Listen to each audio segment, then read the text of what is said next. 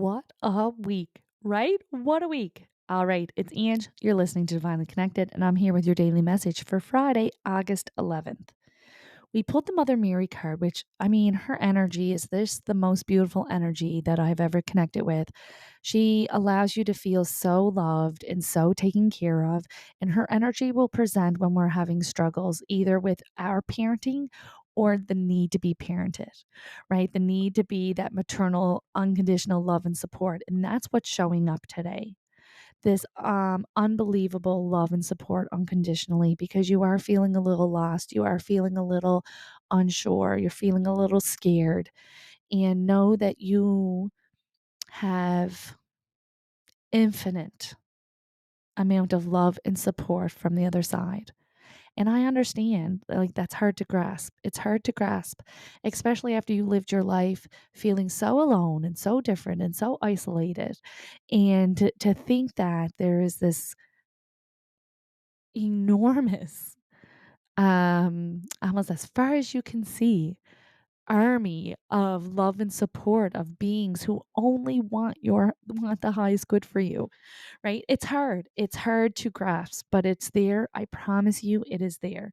And so the Mother Mary's energy comes up today to validate that you are loved and supported, and that you're right, this is hard. It's freaking hard, but you're not in it alone, and you're having love and support as you move forward.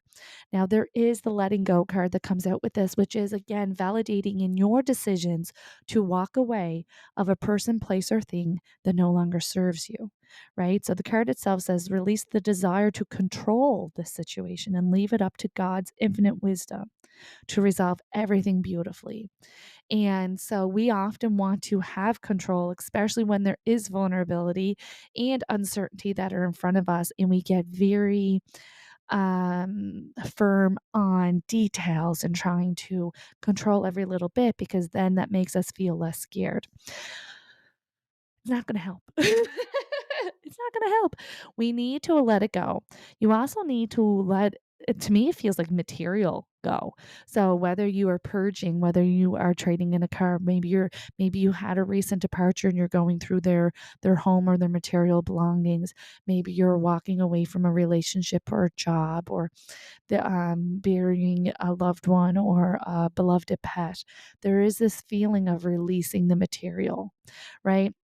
Material just means tangible to this life. Material is something that is very real in your life, that is here and then will not be here, right? And so that comes in with grief. It comes in with, especially where this feels like it's a decision. So then there's this feeling of like, what if I've decided wrong? What if I'm making the wrong choice?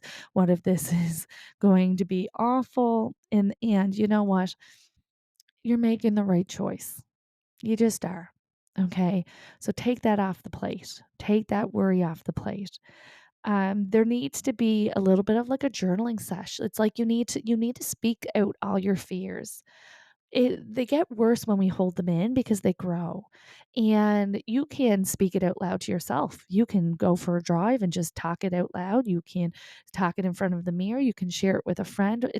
It doesn't need ears besides yours, right?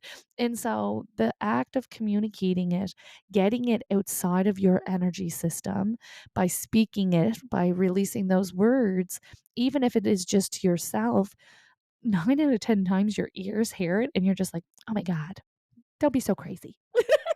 You know what I mean? But, like, if we didn't say it out loud, it seems less crazy and it festers. So sometimes when we say it out loud, it brings in the clarity that it needs. So like I said, you don't need to be sharing it. If you're not comfortable sharing it with someone who you trust, share it with yourself. You will still get the benefits of the act of communication, or journal it, or use the 5 whys, figure out where all these emotions are coming from. But that's gonna allow you to release the worries and concerns and get more focused with the positive. And that's going to make you allow you to feel more confident moving forward. Now, what's so interesting about this type of vulnerability, it's almost like things are good. Like this is good, but you're scared of the good, right? So are you feeling a little unworthy? Or do you feel like you don't deserve this? Do you feel like, oh, this isn't going to stick because, it's good and that would make me happy. And of course, that's going to end up horribly. Right. And so there needs to be a little bit of clarity coming in into your worthy and your deservingness. You, like anyone else, deserves all the good things that this life has to offer. You deserve to be happy. You deserve to be loved. And you deserve to have money and have financial security and live in the house that you dream of and have the job that you dream of and have the partner that you dream of. Like whatever it is that you're dreaming of, you deserve to have it, right? By you not having it doesn't mean that you're any less, right? What you are worthy and deserving by just being here. That is your birthright. You are worthy and deserving of everything good that this life can offer. Just like everyone else. Some people who have already been in the receiving season is not any more worthy or deserving than you. Their timeline is different. That's all.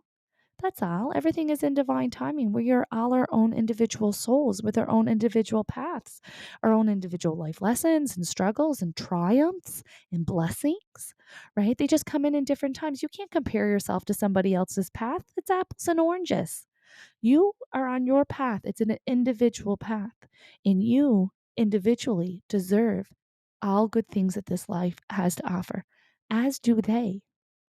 And when they receive the good things, we should celebrate it because we know that it's only a matter of time until it's our turn.